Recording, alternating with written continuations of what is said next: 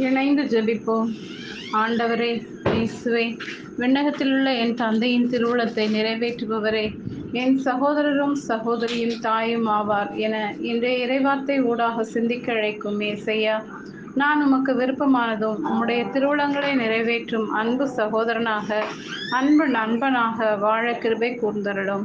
இயேசுவே, இதுவரை காலமும் அனைத்து பொல்லாப்புகளிலும் தோல்வியான நிலைகளில் மன மகிழ்ச்சியுடனும் சமாதானத்துடனும் கடந்து செல்ல உமது வல்லமையை நிறைவாக பொழிந்தமைக்காக நன்றி கூறுகின்றேன்.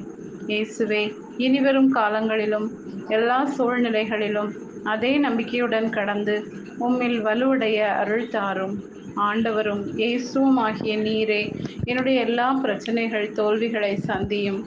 என்னை பாவத்தில் விழச் செய்ய தூண்டும் எதிரிகள் உள்ளார்களையும் எதிர்த்து போரிடும். உமது அமைதியான ஒளியிலும் ஆசீர்வாதமான பாதையிலும் அமைதியாகவும் எந்த குழப்பமும் இல்லா மனதுடனும் வாழ்ந்து மீட்பை சுதந்திரித்து கொள்ள அருள் தாரும். ஆண்டவர் மேல் நம்பிக்கை வைத்திருப்பவர்களோ புதிய ஆற்றல் பெறுவர். கழுகு போல் இறக்கை விரித்து உயரே செல்வர்.